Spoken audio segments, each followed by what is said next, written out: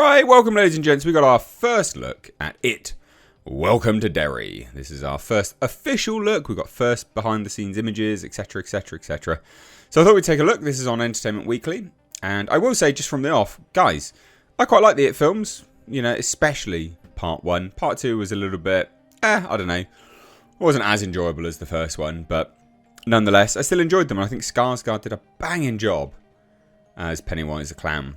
So, yeah, let's take a look, shall we? There's an interview with the Muschiettes as well.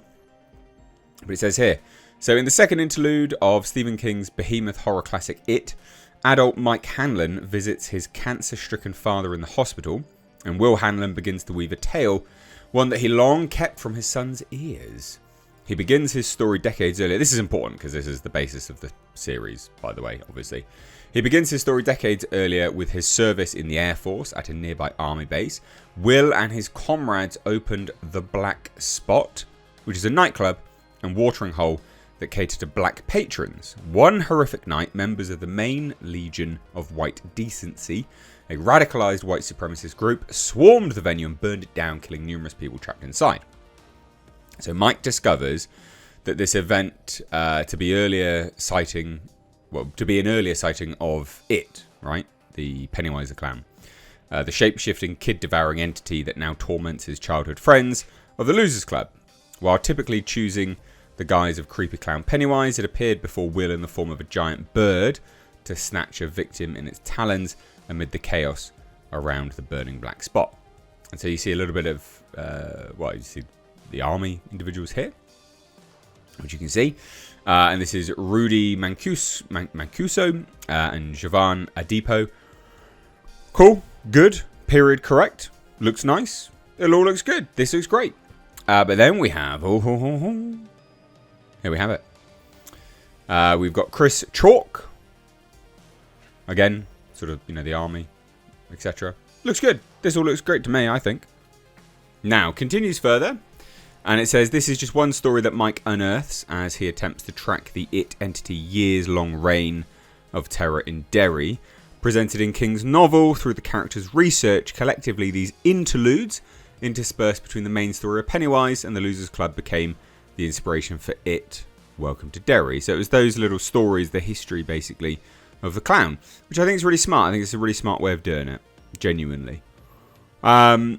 And so it says here, Entertainment Weekly's exclusive first look images at the 9-episode prequel series. And we got an interview with the Muschietti here, right? Or one of the Muschiettes. And it says, this is a book we love a lot, and we felt that there is still a lot of story to be covered. The director of the 2 movies, Andy Muschietti, and his longtime producing partner and sister, Barbara, tell Entertainment Weekly over email.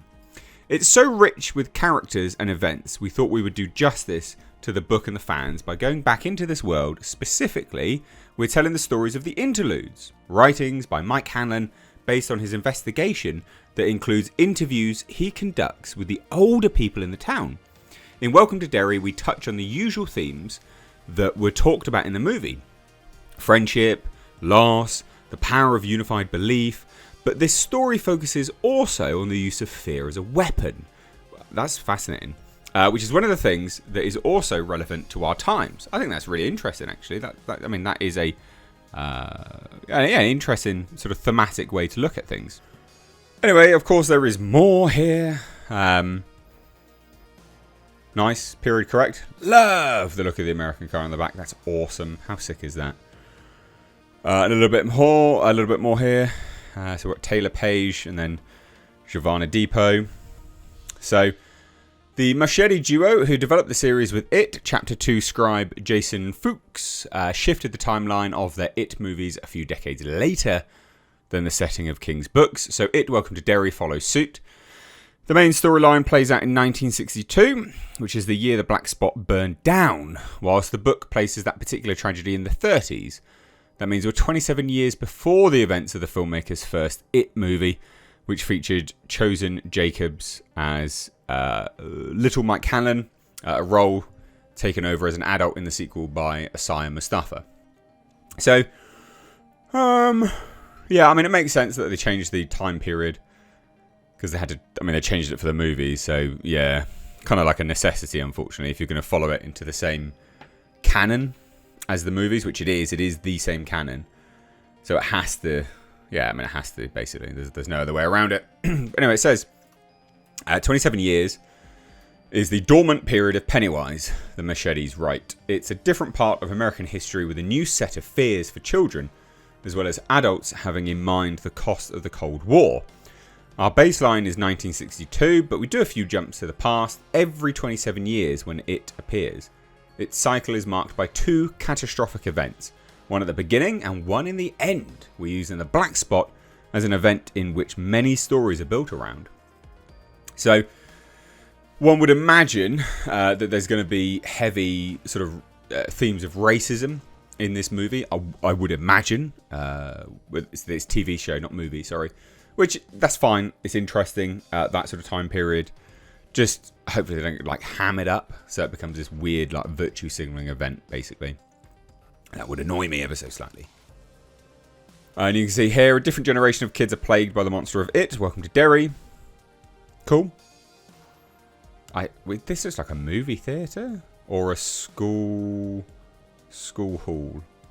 Either way, those chairs look mighty uncomfortable. We have here, so Taylor Page and Giovanna Depot in It, Welcome to Derry, so presume, yeah. Anyway, so moving on, so Giovanna Depot, Taylor Page lead a meaty ensemble cast that includes the return of Bill Skarsgård as Pennywise, which that's great, I can't wait to see him back as Pennywise, as well as It newcomers Chris Chalk, James Remar, Stephen Ryder, Madeline Stowe, Rudy Mancuso. And the filmmakers are keeping specifics of most of their roles a secret, including the identity of the main child actors, but Entertainment Weekly's first look comes with major hints. So Depot wears an Air Force uniform with the name Hanlon in one of the images, suggesting he could be playing a younger Will Hanlon. Probably, I mean, that's highly likely, obviously. During the Black Spot timeline, the images are also suggesting that Paige could be playing Will's future wife, Jessica, obviously. The Machetes declined to confirm, and it's pretty obvious, but okay, fine. We don't want to spoil too much, but we'll say that the Hanlon family is involved. Obviously, this is them. I'd be really surprised if it isn't. So, It Welcome to Derry will premiere on HBO and stream on Max in 2025, and Andy directs 4 out of the 9 episodes, including the premiere, which means he is the, showrunner, sets the stage, pilot episode, moves it forward, etc. Everything will look identical. So, it will look like the movies, basically. Which would be cool. Anyway, they close the interview by saying, we will explore the origins of Pennywise, but like in the book, we'll do it in a healthy dose of crypticism. Cool, love this. What do you guys think? Let me know down below. Cheers, take care, bye bye now.